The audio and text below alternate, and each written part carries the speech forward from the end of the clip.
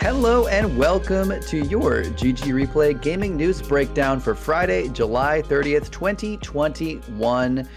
GG Replay is a Monday, Wednesday, Friday show where we break down the latest in gaming news, hosted by the Goodnight Groofs, a place for games and a place for goofs. We're still, we're workshopping the slogan, but today on Friday it sounds mighty fine. My name is Paul and I am joined, as always, by Matt. How are you today on this beautiful Friday, as you say? It is a beautiful Friday. I'm very happy that it's Friday, that the weekend's here. But more importantly, Paul, I'm happy because I brought a soft drink fact. It's not an easy phrase to say. To the episode. For those of you who have not been following, we've been talking about soft drinks at the beginning of the episode, all week pretty much. And last episode I promised that I'd cook something up for Friday, and I did. Excellent. I've got an interesting fact here. Now, I mentioned, I think off show after one of the last shows, that I'm a big root beer fan. Yes. And I discovered that IBC's root beer was actually produced starting in 1919 to combat prohibition. Interesting. Yeah, it was a response essentially to prohibition. And you know what? I mean, we had root beer before then, right? Like sarsaparilla and stuff like that. Like there was. So yes, the old sarsaparilla. Yeah. Yeah. This was specifically developed because people couldn't go to the store or to the bar and buy beer, so they made root beer. Interesting. Specifically this brand. So I thought that was interesting. I'm not drinking a soft drink today. I am drinking Ocean Spray Cran Apple in my nice Goodnight Groofs mug here. We love that. We love to see it. Cran Apple. Not really a hobby, but I'm pretty into craisins recently. You ever had craisins, Matt? Of course. I've never had a craisin. Never had a craisin. That is no desire. I love that reference, Paul. Thank you very much.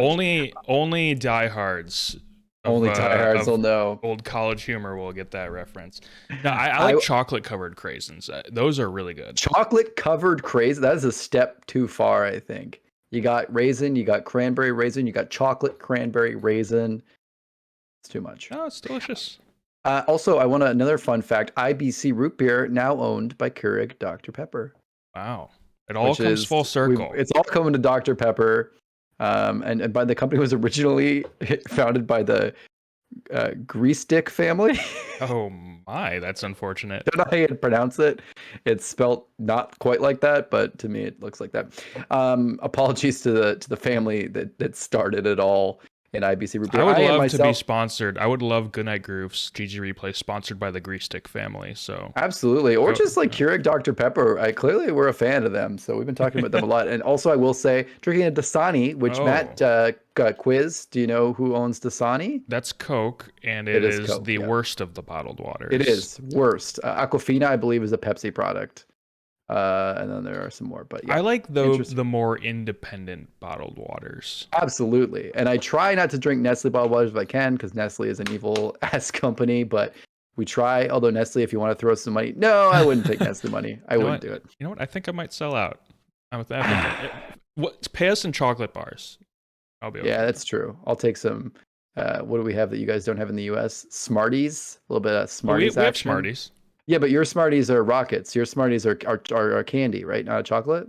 Oh, yeah, they're like our little Smarties are like pill... the English one. Yeah, we call those rockets here in Canada. Oh, okay. And our Smarties are a British thing that Nestle actually has the deal for here, and they're like it's like an M&M, but a slightly different kind. Oh, weird. Yeah, and they were really good when they used to use artificial flavors, but now they've moved back to a natural flavor, and it tastes fruitier. Terrible. But anyway, we've come too far on the treat talk. We're just really excited for Friday. We're talking about the treats. It feels like a natural part of the show now to talk about treats. Paul, my biggest treat of the week is being here with you. Oh, thank you so much. I really appreciate it. I feel the same way, honestly. I think we should. I also have some cream soda waiting for me at the end of this. Oh my god, I'm jealous. I am. It's a kind called Stewart's we have here. I don't know if you guys have it, but sounds familiar. It's very good. It's kind of like the Jones cream soda, but it's if you guys have that, but it's or like Dad's, but it's Stewart's glass bottle. It's a good time. Is that how is the Stewart spelled in that case? Is it with the ST like eating a stew. STEU or Okay. Yeah, STEWARTS. yeah, yeah, okay. Yeah, I've heard of it. I've heard of it. Could be. It's very good. Stewart's. If you have any corrections for us, if you notice along the way that we make any mistakes, especially in soft drink talk, please go ahead and send them over to ggreplayshow@gmail.com or head down to the YouTube comments below so we can address them in the next episode. Really, really would appreciate it. Let's move right along, Matt. The reviews are in, and we have some great reviews this week. Mainly one big one that we were talking about recently is The Ascent, which is a pretty big indie RPG that a lot of people have been waiting for. It's got a 74 on OpenCritic, and it is out today. Now, I will say, I'm a little surprised about 74 on OpenCritic. I've been hearing a lot of positive early hype from this game. I mean, 74 is not a bad score by any means, but I thought it would be a little bit more critically lauded. Looks like a lot of fun, kind of like an RPG, Diablo, like isometric style, but twin stick shooter set in like a cyberpunk setting. Looks very unique and looks fun. awesome. The setting's amazing. Like this really cool stylized art style cyberpunk. They have like beautiful rain. The characters in the world look very realized. I'm very excited. This is a Game Pass game. Yeah, this is Xbox and PC exclusive, I believe. Yeah, and I'm very excited for anything that comes day one Game Pass, especially a really fun indie like this. I've been playing Chris Tales, but I might actually drop that today a little bit to try some Ascent because I'm very into this style. So this is the kind of game that I would never buy because you know me and the whole top-down RPG thing. Yeah. Not my thing. But it's on Game Pass, so I may actually give it a shot just because I am really into the art style. Yeah, so me too. I may have to give it a shot, Paul. I have to give it a shot. Moving on, a game we mostly talked about because it has crazy high reviews. Bust of Fellows, which is a visual novel. Got a 93 on OpenCritic, also out now. Great looking game. If you're into a visual novel, not really for either Matt or I very much. But anything else to say about that, Matt, besides kudos? If you took like the average OpenCritic score of every genre, I feel like visual novel would maybe be the highest.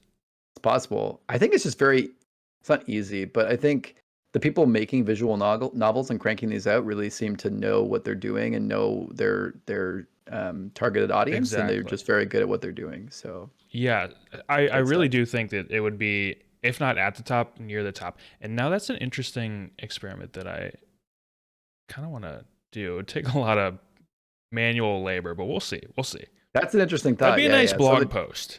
Nice blog post or a Game Groofs. Or a video, maybe our first one-off. So yeah, check that out. Look forward to that. It's a good idea. And also another game, Eldest Souls, which is a kind of pixelized art style Souls-like game. Got a 73 on OpenCritic. Now, I was telling Matt, this reminds me, I was actually really interested. I've been hearing people talk a lot about Death's Door. I've been really wanting to play that. I've heard really positive things. And looking at that game and then looking at something like this, clearly there's an intention for games that are kind of like a more pared down Soulsborne game, something that has a little bit more of a isometric, top down style, and something but overall that same kind of vibe. And I just feel like, to me, looking at Eldest Souls, it's not it for me. The pixel style, the 8-bit callback isn't exactly it for me. I think for me, I'm more like, point me in the direction of Death's Door. I'm looking for that.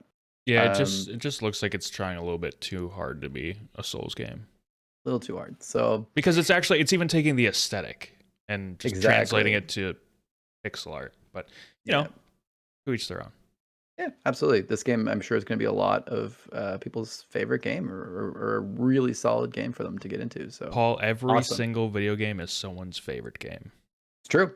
It's true. There are some people who just absolutely love Gex, and they love it as much as a night on the couch at Al Schofield's place. I don't hate Gex. I actually really don't hate Gex, but that's another story. Honestly, I hate Gex as much as I hate a night at Jerry Garcia's house. All right, let's move to the news for the week. It's we're loose today. It's Friday. Bloomberg's Jason Schreier. We all love Jason Schreier, the leak master general. He would not like that title. Is confirming an earlier report from Jeff Grubb, who is corporal in charge of leaks, that Horizon Forbidden West has been delayed to Q1 of 2022. Now, let's be honest. I think we were pretty much expecting this to be a holiday release anyway, right? So I mean, Q1 2022, not a huge pushback. I think a lot of big. I think we're feeling. I think the vibe is like a lot of big games that are coming out. 2022 is feeling like the year when things are going to be done. Matt, what do you think? I think that 2022 is going to be a bloodbath race for Game of the Year. I think so too. I think that this is not too shocking. Yeah. Especially, I think that this is largely due to another COVID delay. I think. Yep. I think where this is being developed, where Guerrilla Games is in the Netherlands, is dealing with some more stuff on that front right now. Yep. So that's just making development more difficult. Sony was never clear on the release window for this. It was more like, we're going to try our best to make it happen, but we'll see what happens. I think even in a blog post, Herman Holst was literally like, anything can happen. We aren't really sure. Yeah, I remember that. Paraphrasing him, but something along those lines. So this isn't surprising. My only concern is what this means for the God of War sequel, because they're obviously going to space them out in some way, whether that's 2 months, 3 months, 4 months, 5 months, who knows. And this also means that we'll now be getting at least 2 major first-party games on the PS4 over a year after the launch of the PS5. Yep. So, weird times, but I think this it's okay to wait for this game. This is going to be a good game. And for sure. Take your time, make sure it's right, and everyone stay healthy and safe.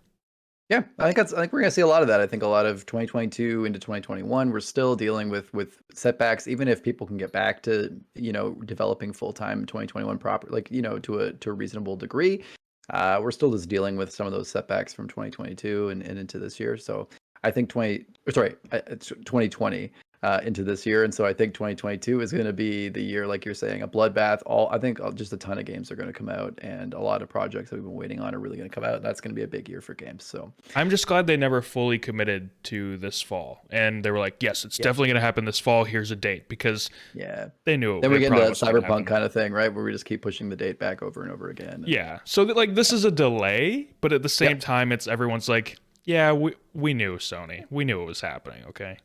Big news of the week, I think, the biggest kind of announcement thing we got, which was a big one, Annapurna Interactive showcase. Kind of a first for them to do a big showcase like this, and we got a ton of awesome games, not only announced, but also updates on games that have already come out, updates on games that are going to come out, release dates. This was a huge deal for fans of indies in general, and especially Annapurna games, which, I mean, Matt and I both are. So really, really awesome. Matt, I'll let you kind of go through some of your highlights first, then I'll go through some of my highlights. Yeah, just 3 things that really stood out to me. So one, the Outer Wilds expansion called Echoes of the Eye. It was announced. It's coming September 28th. Outer Wilds has a bunch of diehard fans. Huge. It wasn't a game that sold a ton of copies, but the people who've played it really like that game. So and another game that's on Game Pass to check out too. So I think it's getting a lot of second life there too. So happy for them. Glad that they're continuing development and giving more content for that game. Yeah. One thing that I was really pumped about was to see some gameplay for Stray. And we've been waiting for this game for a long time. I'm not even a cat guy. I'm a dog guy. And you know what? I can't wait to play this cat game. One thing that I will say really impressed me. The animations, both on the cat and like the robots and other creatures in the game, the movements, the fluid movements with the cat, they looked so realistic. That was amazing, Paul. I mean, you're the one, you have a cat, you see cat movements every day. I mean, tell me, how did it look to you? Unbelievable. I mean, you see it on every comment. People are like, this is just like my cat. I saw one of the top posts on the Reddit thread one of the Reddit threads was like, my cat heard the meowing from my feet, got up and started like watching this trailer like they were totally transfixed. I mean, the movement down to like it walking up to the robot and wrapping its tail around the robot and rubbing its back on them. That's like dead on something my cat would do in the way that it moves, like dead on. The way that it like goes over to the side of a sofa and scratches up the edge of the sofa. I mean, Yeah. it's just the movement and the way it chooses to do things and where it chooses to do things. This is a love letter to cats, this game. Yeah. It really, really is. And I mean, why the heck not? People love cats. Cats are a huge, massive pet, part of our world. And I think it's really cool to make a game that's a love letter to cats, where you play as a cat, where you interact, but also it really is true. It's a real cat. It can't really talk. It has this like robot to help it interact, and Yeah. it's so much more than I think a lot of us thought it was going to be, which was kind of like a puzzle adventure walk through, kind of a walking simulator where you walk through and kind of discover this world. And it really feels there's combat and there's gadgets and there's dialogue. Yeah. So I mean, stuff that I think some people were kind of maybe like, oh, it's too bad I didn't get my cat walking simulator. But I mean, when you see how perfectly they've seemed to have done the things they're doing with it, um, I think that just like nails it. I think it clearly is a love letter to cats. It's a great looking game, and I think all the improvements and all the things they're looking to do are just right. Really, really, really excited. They just showed me that their attention to detail is so great in this game, so that gives me a lot of hope, to be honest. Yeah. Another thing I wanted to mention that I thought was really neat was Storyteller. Mm-hmm. This looks like it could be. I actually don't know if it's coming to mobile, but it looks like a game that would be perfect for mobile. Yeah. It's this puzzle game where you create a story to fit within a given narrative. So there's no right way to tell your story. You just have to they give you point A, they give you point B, and you have to figure out the story that you're going to tell to get there. So it's sort of a puzzle in that sense, but there is no right answer. You can do it however you want, as long as it makes sense. And somehow the game understands all these different permutations, but you're given like characters and objects, and you can put them in like these little scenes. And it very much looks like a Scribble Knots. If you didn't see any of it, it looks kind of like that, where you have like little cardboard cutout characters, and you can kind of drag them along and make them interact with their surroundings. Yeah, it just looks like a perfect game to waste some time on the phone. Definitely. Good Switch game too. This looks like this is the kind of game that I definitely want to play on the go. I don't necessarily want to sit in front of my TV. It looked a on my little PS5. shallow to me to like sit there for too long and get like absorbed by it. But I agree that it looks like a fun puzzle game to kind of play here and there when you have some moments to get into it. I'm looking it up real quick. It's on Steam. That looks to be the main thing. You go ahead with what you were gonna say. There's a demo. There's a playable. Yeah, I think there's Steam's a playable the only demo thing right now on Steam. So if you want to check that out, that is available. Maybe is cool. Steam is the only platform it's been announced for. Yeah. So far. Well, we'll see. A good game for the Steam Deck, I think. There you go. Be a good one. I mean, let's talk about the game I've been most excited for. I'm waiting for this game for years. I think I mentioned it on Replay recently, or at least after show with Matt. The Artful Escape. I've been so excited for this side-scrolling rock music, colorful coming of age story from Annapurna. And here it is. We finally get a release date. September 9th. It's coming out so soon, and it's a Game Pass game. It's coming out right on Game Pass, Xbox and Windows PC exclusive. It's very interesting to look at Annapurna, and so many of the different studios have games that are coming out in totally different platforms. Like this game's coming out as a Game Pass game, but then you see games like that. A lot of them are PlayStation or PC exclusive, like Stray. Very interesting to see that kind of release. But Artful Escape, I'm beyond excited, and I can't wait to play it. I'll be playing it day one. Very excited to live that story. Also, I will say a Memoir Blue looks absolutely haunting and beautiful. I'll just give you the description that Cloisters Interactive gives, which is an interactive poem about a superstar athlete and the all-encompassing love between mother and daughter. It just looks like it's beautiful. It very much felt to me like an Edith Finch. I don't know if you watched any of the video for it, Matt, but I didn't see this one. You should check it out. I think you'll particularly really love it. It just looks like this beautiful story about loss and about growing up, and it's done in that very artful way where you're kind of shifted through like someone's memories, and it looks absolutely gorgeous. I love that terminology of an interactive poem, and I'm very excited to check that out. I'm sure it's going to be a really haunting and beautiful afternoon someday. It doesn't look like it'll be very long, but just a great story. Yeah, look that one up. Yeah, really cool. I definitely check it out. And also, finally, Solar Ash to me looks like an extremely cool game. Another game that just seems so atmospheric and so beautiful. I never played Hyper Light Drifter as of yet, but I do look forward to probably going back and giving it a try. But action platformer, emphasis on speed and fluidity of movement, and just this whole vibe is so colorful and stylized, and just looks like a beautiful game to just kind of get in and roam around and just really feel through the story. So I surprisingly was really taken aback by how much I wanted to play Solar Ash. So I'm really, really excited for that. And I'm pretty sure that one's coming out, on October 26th. So that's also going to be this fall. So really, really excited for how soon these games are coming out, especially even Stray is supposed to come out Q1 2022. So these games are not far off. And I am just peak of my week. I said it on Game Groofs and I'll say it again. I'm really, really excited for all these Annapurna games. Solar Ash kind of reminds me a little bit of the Pathless.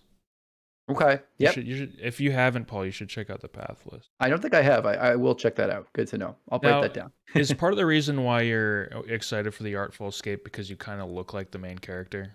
I mean, I do feel like I look like the main character. Yeah, I love it. And the voice acting is cool. We got Lena Headey and Jason really? Schwartzman, and yeah, whoa, I didn't some know really that. cool. Like, I think the main roles are not some people, Michael Johnston, like people I'm not 100% familiar with, but yeah, Lena Headey's in it. I think she does some narration. It sounded like maybe from the trailer. And we also have Jason Schwartzman, who's fantastic. You see something indie and Jason Schwartzman in it, you're like, yeah, it's gonna be real indie. Nice. With a capital I. So really, really excited. Good stuff. Hopefully going to sell well or just be a lovely niche. And you know what? Talking about selling well, let's give some huge props to Capcom because their winning streak is just continuing. They're doing great. Video Game Chronicle, we love these guys, reporting that net income was up 122% for Capcom over their first quarter last year. Huge.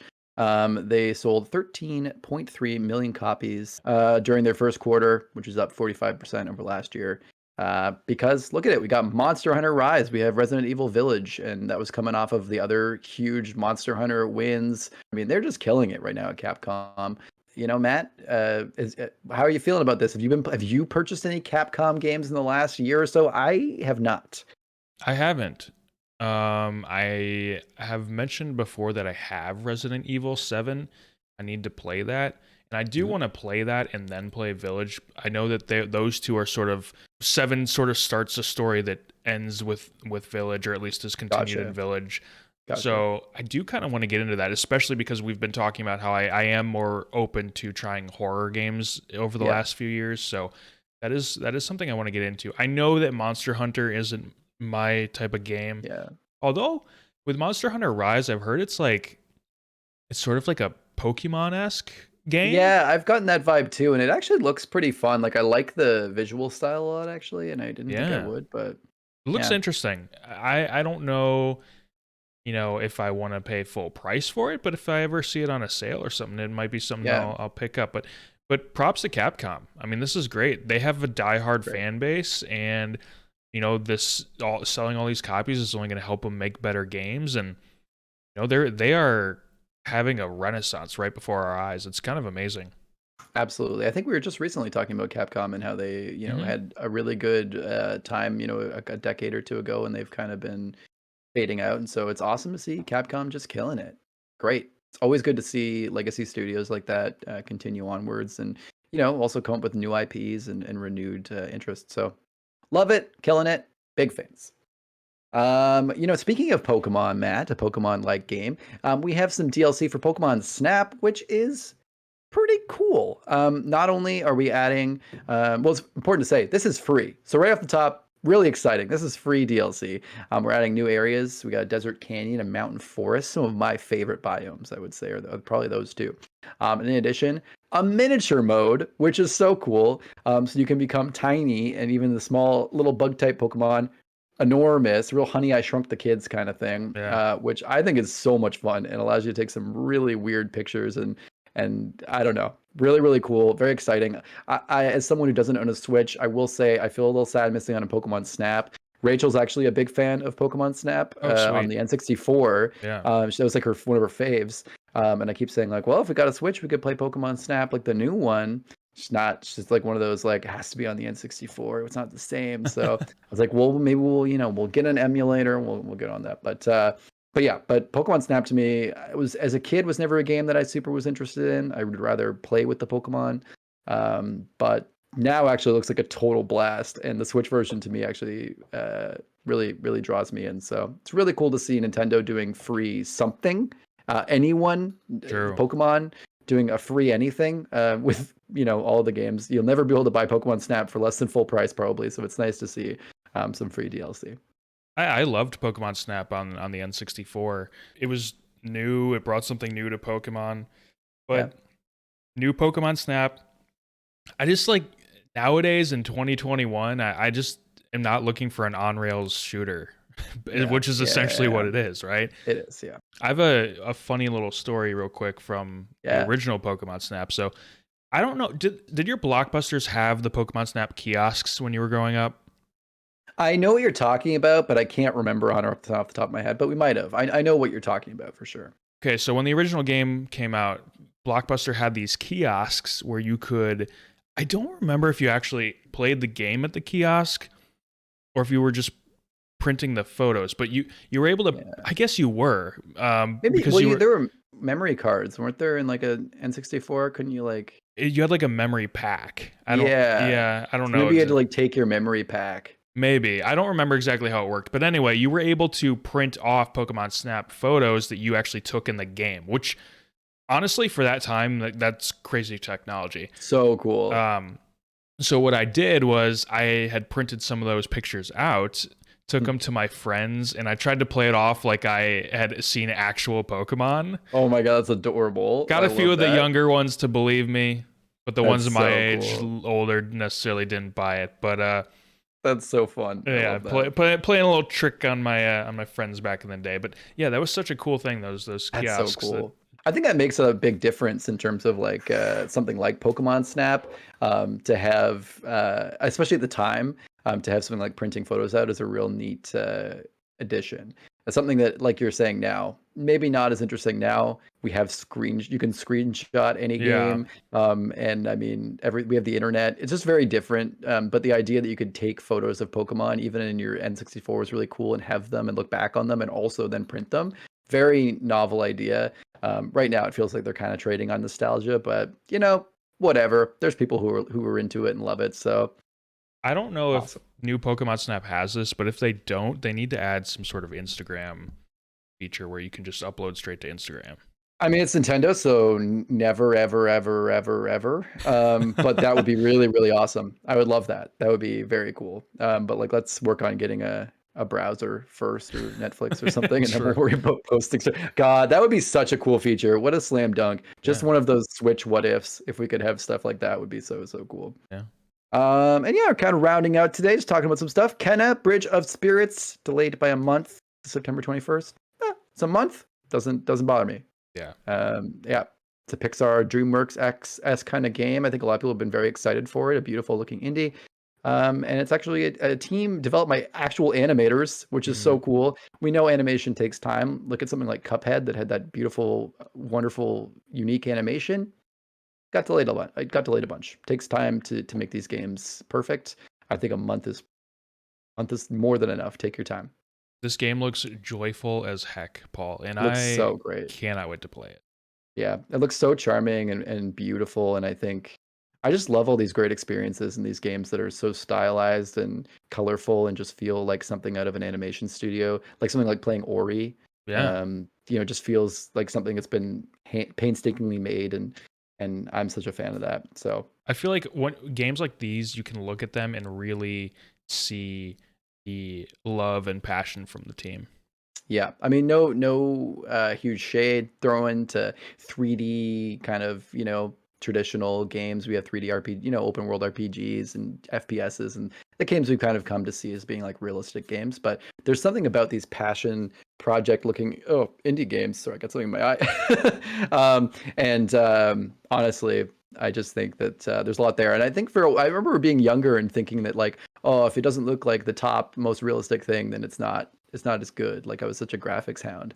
And now I was always like, oh, why do people want these pixel style or like these stylized looking games? And then now I'm playing games like Hollow Knight and Ori and these games and Cuphead and games that just look so beautiful and animated and stylized. And I love it. I love that.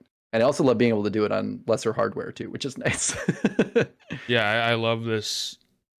I mean, people have always looked for new ways to create a new visual style, but it just feels like it's more accessible than ever in video games right now, and so we're seeing so many different ideas from so many different. And I love that. Absolutely.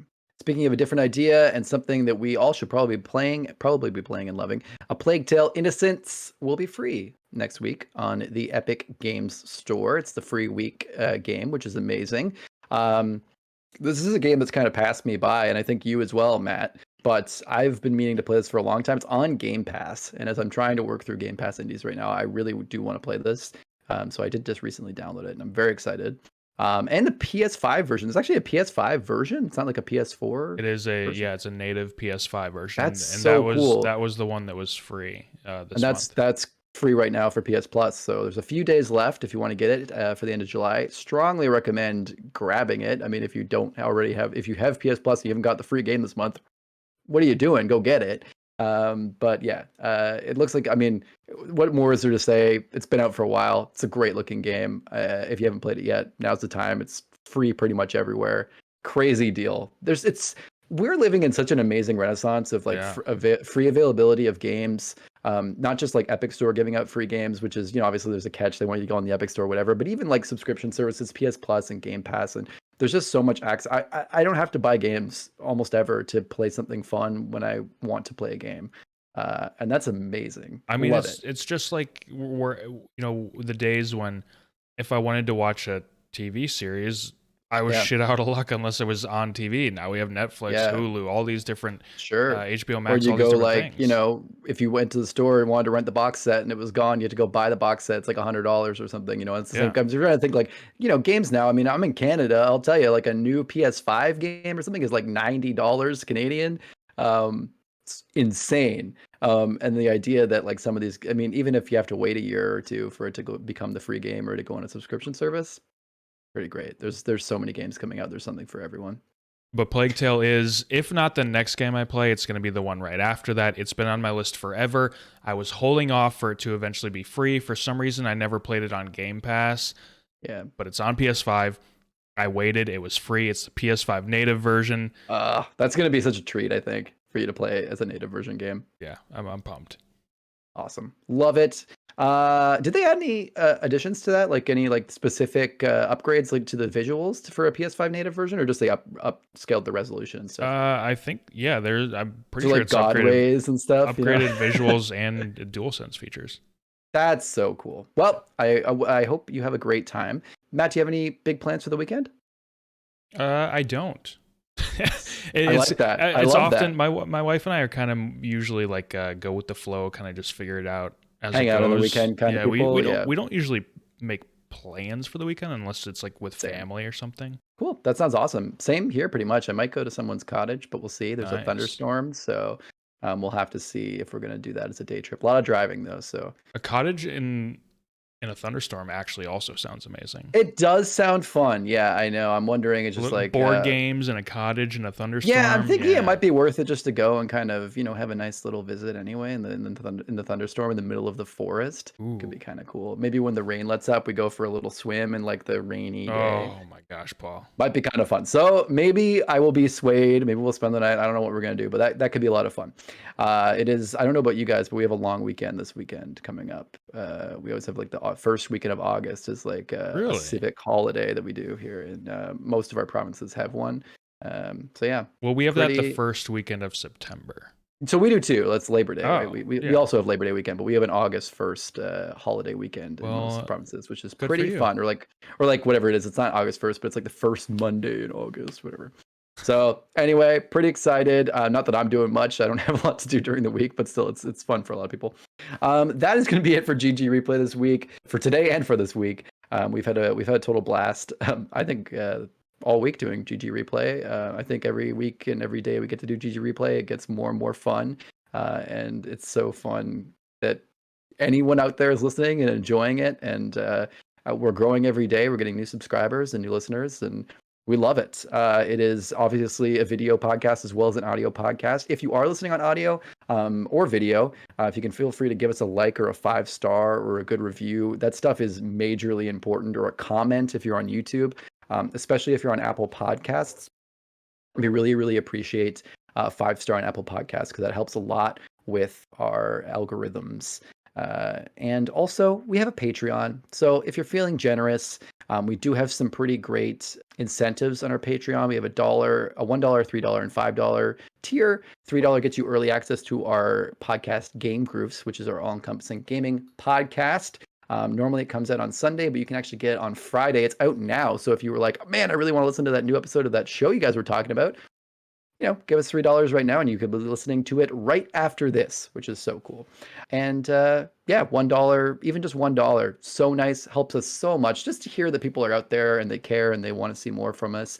And also it gives you direct access to talking to us and sending submissions and ideas for games, for Game Groofs and things like that. So all of it is so appreciated. All of it makes our hearts happy. Going into the weekend here, we're so happy to see that we've gained some subscribers and gained more views. And we love you all out there. Matt, do you have anything to add before the end of GG Replay for today? No, I'm off to Blockbuster to go print out some Pokemon Snap photos. That's going to be it for GG Replay today for Friday, July 30th. Last one of July. I hope you guys had an amazing month, and I hope the beginning of August treats you well. We will see you on Monday for more GG Replay. And don't forget Game Groofs on Sunday. Check it out on our YouTube channel or on a podcast app. Good night, Groofs.